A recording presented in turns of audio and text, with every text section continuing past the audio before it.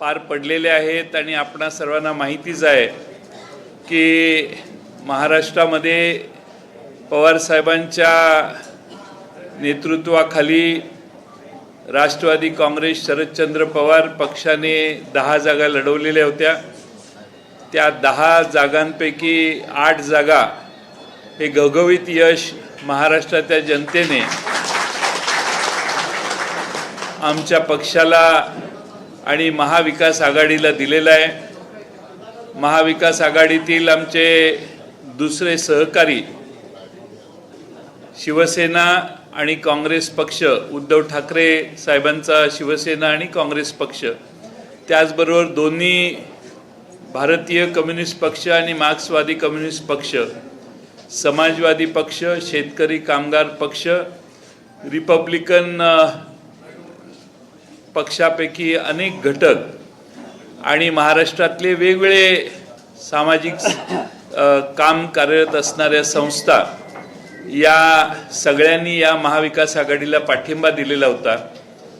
या निवडणुकीमध्ये सर्व पक्षांनी एकसंघपणाने काम केलं आणि महाराष्ट्रामध्ये जवळपास 30-31 जागा या महाविकास आघाडीच्या विचाराच्या आज विजयी झाल्याचं चित्र आपल्या सर्वांच्या समोर आलेलं आहे।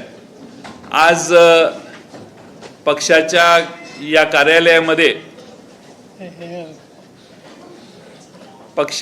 कार्यालयामध्ये महाविकास आघाडीच्या पाठिंब्याने निवडून आलेले आमचे राष्ट्रवादी काँग्रेस शरदचंद्र पवार पक्षाचे 8 उमेदवारांना निमंत्रित करण्यात आलेलं होतं।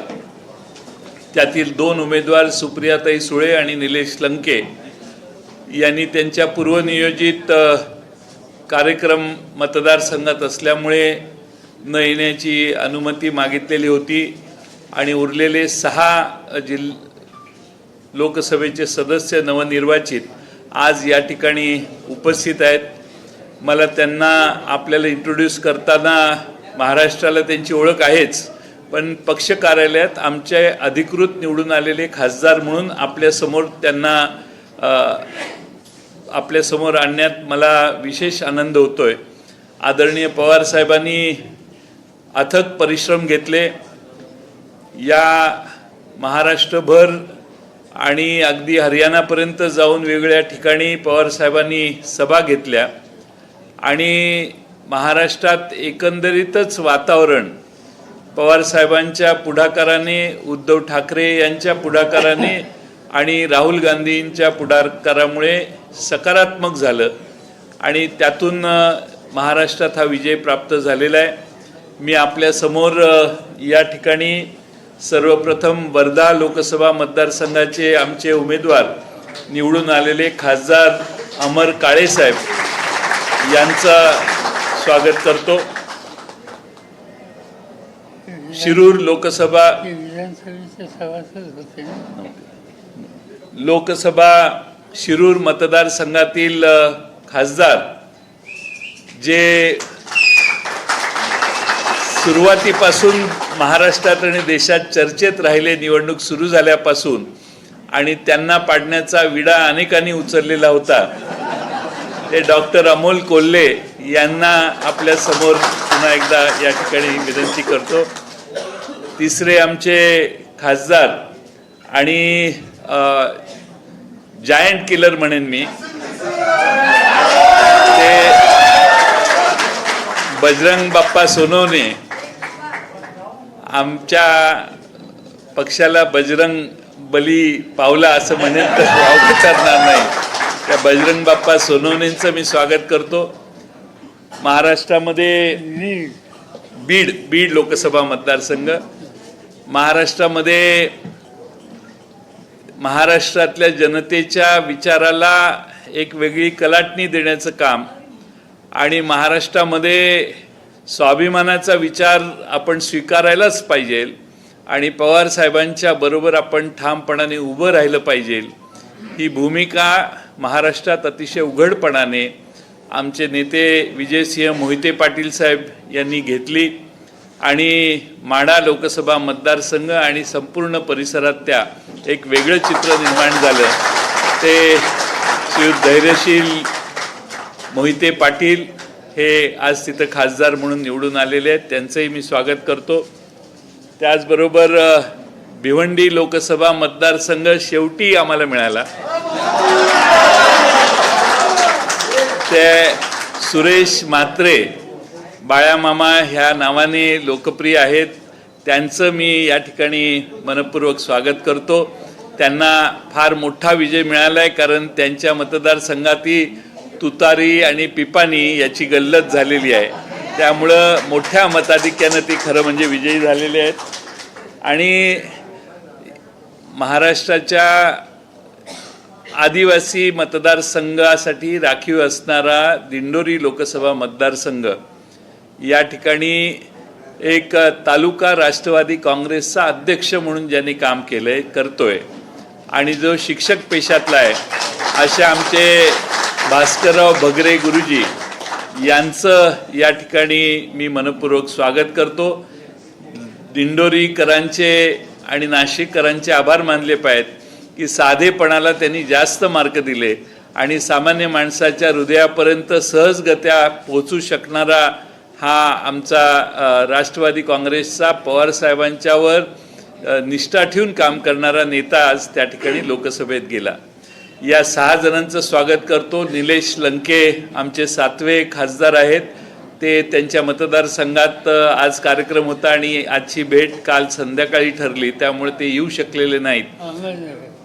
अहमदनगर लोकसभा, दक्षिण अहमदनगर लोकसभा मतदारसंघातनं त्यांचा मोठा विजय झालेला आहे. त्यांच्या विजयाची देखील महाराष्ट्रभर फार मोठी चर्चा आहे आणि धनशक्तीच्या विरोधी जनता कशी एकत्रित येऊन लढाई करू शकते याचा एक उत्तम आदर्श निलेश लंकेंच्या माध्यमातून आहे.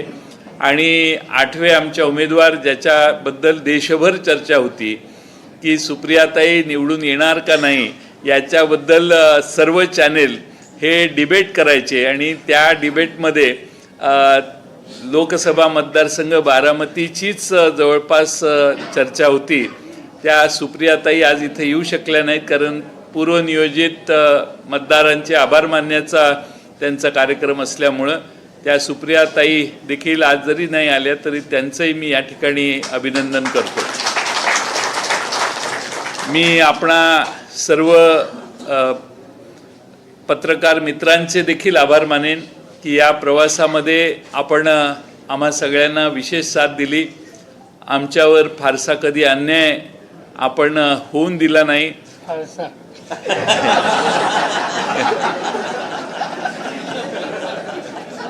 आणि त्यामुळं आपण सगळ्यांनी फार चांगली मोलाची साथ दिली. आणि राष्ट्रवादीमध्ये काय चालले, आत्ताही आपण बाहेर आमच्या सगळ्यांना विचारलं असेल की आमच्या पक्षात कोण येणार आहे, याची चिंता आमच्यापेक्षा आपल्या सर्वांना देखील विशेष आहे. आणि त्यामुळं आपण आकडा विचारताय, मी त्याच्यावर सांगितलं आम्ही या विषयावर बोलणार नाही. आज दुसरं एक महत्त्वाचा मुद्दा आपल्याला फक्त सांगायचा आहे, तो म्हणजे राष्ट्रवादी काँग्रेस शरदचंद्र पवार पक्षाची एक्सटेंडेड वर्किंग कमिटीची, नॅशनल वर्किंग कमिटीची मीटिंग ही 9 तारखेला दुपारी 3 वाजता YB चव्हाण सेंटरला होणार आहे. यशवंतराव चव्हाण प्रतिष्ठानच्या इमारतीत होणार आहे. त्यात देशातले आमचे वेगवेगळ्या राज्यातले प्रतिनिधी आणि वर्किंग कमिटीमधले सदस्य त्या ठिकाणी त्या दिवशी हजर राहणार आहेत.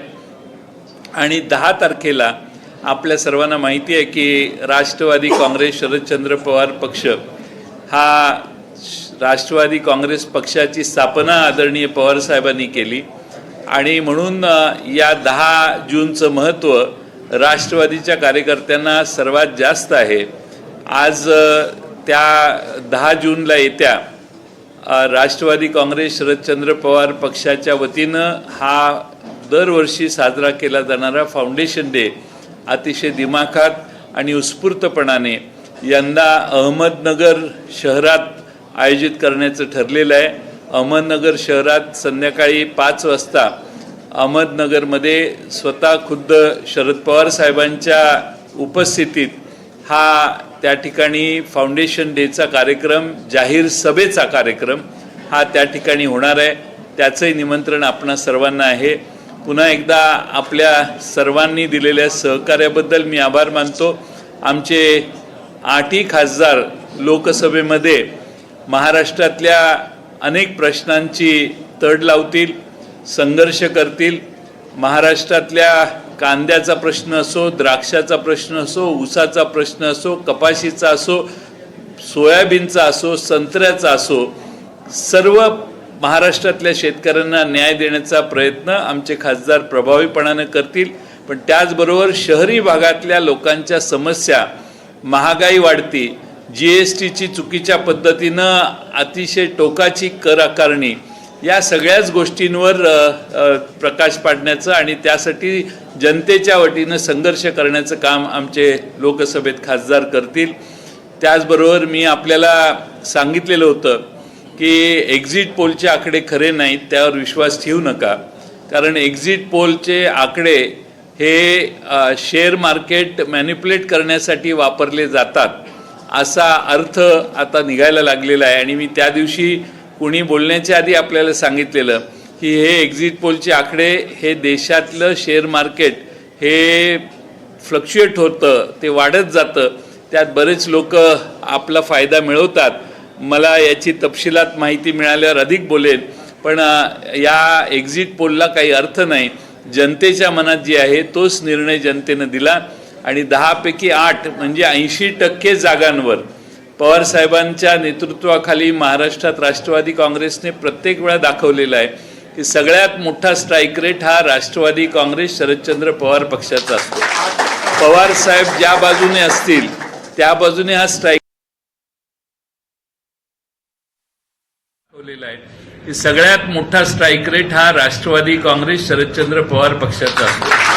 पवारसाहेब ज्या बाजूने असतील त्या बाजूने हा स्ट्राईक रेट चांगला राहिलेला आहे आणि म्हणून 80% उमेदवार आमचे निवडून आले. याबद्दल मी महाराष्ट्रातल्या राष्ट्रवादी काँग्रेसच्या सगळ्या कार्यकर्त्यांचे मनपूर्वक आभार मानतो आणि त्याचबरोबर आमचे सगळे मित्रपक्ष यांचेही आभार मानतो. धन्यवाद.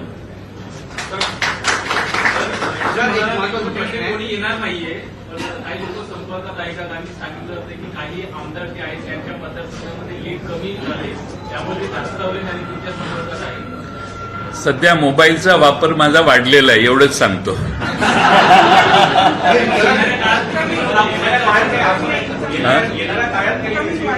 नाही, याबद्दल आम्ही आता काहीच भाष्य करू इच्छित नाही. कारण याच्यात लोकांची मनस्थिती बदललेली आहे. हा माझा काही दिवसातला, गेल्या 2 दिवसातला अनुभव आहे आणि बदललेल्या मनस्थितीचं दिसते आम्हाला. त्यामुळे मी त्याच्यावर आता काही भाष्य करणार नाही.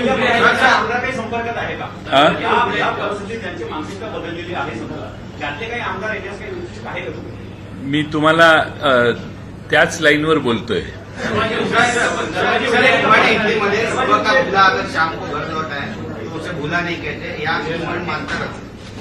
बुला पक्षाला पक्ष वाढवण्यासाठी आमदारांची आवश्यकता असते, जसं भाजपने वाढवलं तसं शरदचंद्र पवार राष्ट्रवादी काँग्रेस पक्ष वाढवणार आहे का? हे इथं बसलेले जे आहेत यातले फक्त डॉक्टर अमोल कोल्हे खासदार आहेत. बाकीचे सगळे खासदार नसलेले पहिल्या टर्मचे खासदार आहेत. महाराष्ट्रात पुन्हा आम्ही निवडणूक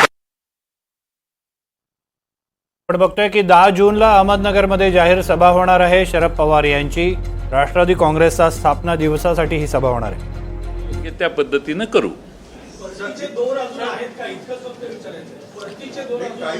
प्रश्न असा आहे की कुछ लोग प्रेशर से गए हैं, ऐसा भी है तो ये उसको माफी आप दोगे क्या अगर वो सच्चे मन से आएंगे? आता काय आहे की हे फार प्रीमॅच्युअर स्टेटमेंट करणं योग्य नाही असं मला वाटतं. थोडासा वेळ जाऊ दे, हळूहळू आपल्यालाही आम्ही योग्य त्या माहित्या देत जाऊ. तुम्हाला अंधारात ठेवून काहीच करणार नाही आणि महाराष्ट्रातल्या जनतेच्या मताची आम्हाला जास्त कदर आहे. जनतेच्या मतं एवढी प्रभावी आहेत की अनेक आमदार एका बाजूने दुसरीकडे गेले तरी जनतेनं हा कौल दिलेला आहे. त्यामुळं त्याला जास्त महत्त्व आहे असं मला वाटतं. आणि पवार साहेबांची प्रतिमा मी बऱ्याच सभेत मी हे स्पष्ट सांगितलेलं आहे की आमचा पक्ष फार स्वच्छ झालेला आहे. त्यामुळे हळूहळू बोलू त्याच्यावर, एकदम घाई नाही. आणि तुम्ही बोललाय ते स्टेटमेंट माझ्या तोंडात घालू नका. योग्य वेळी योग्य ते करू आपण.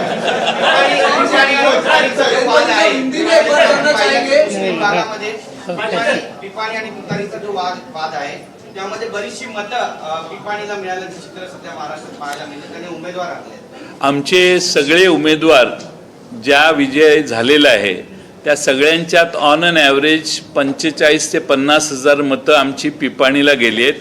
आणि एकमेव मतदारसंघ आहे भगरेंचा, म्हणजे दिंडोरीचा, तिथं 1,03,000 मतं पिपाणीला गेलेली आहेत. आणि पिपाणीचं नाव तुतारी आहे. आणि त्यामुळे लोकांचा थोडासा गैरसमज झाला. निवडणूक आयोगाकडे आम्ही याच्याबद्दल जाणार आहोत, त्यांना इन्फॉर्म केलेलं आहे. निवडणुकीच्या आधी देखील आम्ही याला ऑब्जेक्शन घेतलेलं होतं. सातारा लोकसभा मतदारसंघ आमची सीट ही काहीतरी 32-35 हजाराने गेली आणि तिथं पिपाणीला मतं 37,000 गेलेली आहेत. त्यामुळे सातारा सीट ही म्हणजे आम्हाला फटका बसलेली एक सीट आहे. बाकीचे मार्जिनच एवढे मोठे आहेत बाकीच्या सगळ्या मतदारांचे, उमेदवारांचे, पण तरी त्यांच्या मतात 45, 50, 65,000 अशा पिपाणीला मतं गेलेली आहेत. बगरेंच्याकडे 1,03,000 दिंडोरीला. विभागामध्ये अशाच पद्धतीनं प्रचार करण्यात आला आणि उर्दू भाषेतलं प्रचार सोलावण्याचं चिन्ह तुतारी नसून पिपाणी असल्याचा अपप्रचार झाल्याची पोस्ट पण व्हायरल होते. हो, अशा सगळ्या गोष्टी आम्ही निवडणूक आयोगाला निदर्शनाला आणणार आहे. आम्ही निवडणूक आयोगाशी याबद्दल बोलणार आहे. उद्धव ठाकरेंशी एनडीए संपर्क करते अशा पद्धतीच्या चर्चा आहेत. उद्धव ठाकरेंशी एनडीए संपर्क करणार. कालच मी उद्धव ठाकरेंच्याकडे स्वतः जाऊन ठाकरे साहेबांना भेटून आलो. त्यांचं अभिनंदन केलं, कारण त्यांनी महाराष्ट्रभर प्रचार केलेला होता आणि त्यांच्या पवार साहेबांच्या पुढाकाराने महाराष्ट्रातलं चित्र बदललेलं आहे. आणि मला सुतराम कणभरही असं वाटत नाही की तुम्ही म्हणताय तसं. ते स्पष्ट आहेत आणि ठाम आहेत. आणि महाराष्ट्रात महाविकास आघाडीचं 2024 साली सरकार आणायचं या जिद्दीनं ते आता काम करतायत. तो पहले मराठी होने दो, ये पीछे दो है.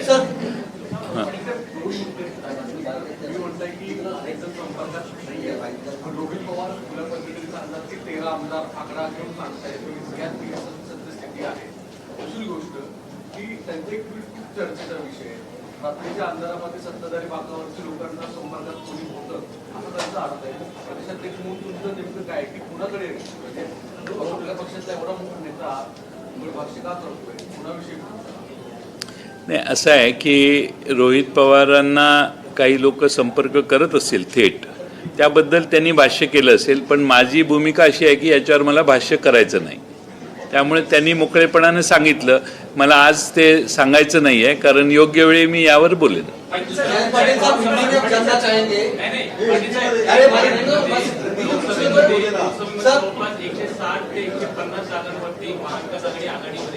त्यामुळे आमदार जे महायुतीकडचे आमदार आहेत ते चलबिचल मध्ये आहे. त्यामुळे तुम्हाला वाटतं का हाच कौल जो आहे तो विधानसभेला असू शकेल? हा काउंट वाढेल, कारण आमच्या काही सर्वे जे आम्ही केले त्यात असं निदर्शनाला आलं की केंद्र सरकारपेक्षा महाराष्ट्र सरकारबद्दल जनतेची प्रचंड नाराजी आहे. मी कोल्हापूर लोकसभेचं उदाहरण देतो. कोल्हापूर लोकसभेतल्या 6 असेंब्ली सेगमेंटमध्ये केंद्र सरकारबद्दल बऱ्यापैकी ठीक आहे असं होतं. पण विधानसभेचं नाव काढलं तर जवळपास 67, 62, 68% नाराजी राज्य सरकारबद्दल होती. त्यामुळे हेच चित्र महाराष्ट्रभर आहे. महाराष्ट्रात विधानसभेच्या निवडणुकीत तर समोरच्यांना जास्त मोठा फटका बसेल असा मला विश्वास आहे. महाविकास आघाडीला विजय मिळाला आहे, त्या भागामध्ये पटलांमुळे विजय मिळाला असा आरोप. असं आहे की आता पराभूत झाल्यावर अशा कारणं देणं हे काही लोकांच्यासाठी आवश्यक असेल, पण मला वाटत नाही की असं कोणतीही गोष्ट झाली. सगळ्या जनतेला महागाई, या देशातली दडपशाही जी चालू होती, ईडी, IT ह्यांचा गैरवापर, हुकुमशाहीकडं आपली पावलं पडत होती, संविधान बदलण्याची स्वप्न काही लोकांनी उघडपणाने म्हणजे समोरच्या NDA-मध्ये 10-11 खासदारांनी उमेदवार असणाऱ्यांनी ही इच्छा व्यक्त केली की मुझे दिल्ली जाना है क्योंकि संविधान बदलना है. त्यामुळे संविधान बदलायचा घाट आहेच यांच्या डोक्यात. ही खात्री देशातल्या जनतेला झाली. असे अनेक प्रश्न आहेत. GSTचा वापर, 2 चाकी 2 व्हीलर घ्यायला गेलं तर 28% आणि हेलिकॉप्टर घ्यायला गेलं तर 5% GST आहे. अशा बऱ्याच गोष्टी आहेत की ज्याच्यामुळं भारतातली जनता नाराज आहे. अन्नावर देखील GST आहे, चपलेवर देखील GST आहे, कपड्यावर देखील GST आहे.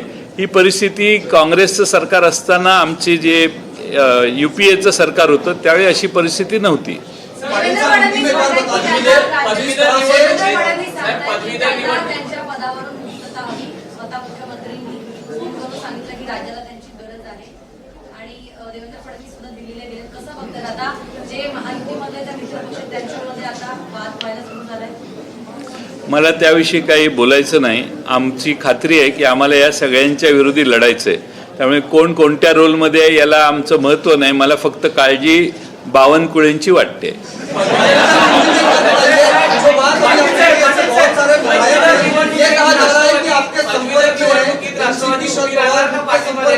हा,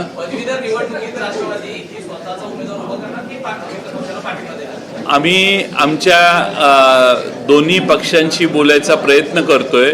या विजयाच्यामुळे त्याही सगळ्या विजयात त्यांनाही वेळ मिळालेला नाही. आज संध्याकाळपर्यंत आम्ही चर्चा करून निर्णय करू. राहुल गांधींना राष्ट्रवादीचा याच्यावर काय सांगेल? महाराष्ट्राची हद्द सोडून जे काही प्रश्न असतील त्याला मी उत्तर देऊ शकत नाही. आता सगळे तुम्ही साहेबांना विचारू शकता पण मला माहित नाही काय.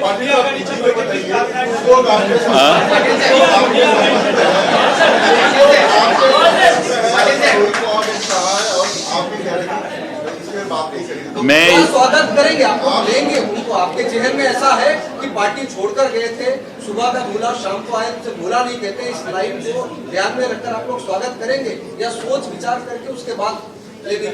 सोच विचार करेंगे क्योंकि अभी इस पिछले लोकसभा चुनाव में जो मैंडेट हमें दिया गया है वो महाराष्ट्र की राजनीति, देश की राजनीति स्वच्छ होनी चाहिए.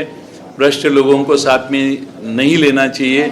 ये भूमिका हमारे महाराष्ट्र में ज़्यादातर पे हुई है और इसीलिए हमें हर चीज़ के ऊपर सोच समझ के विचार करना है. इसीलिए इसके ऊपर हम बात नहीं करना चाहते.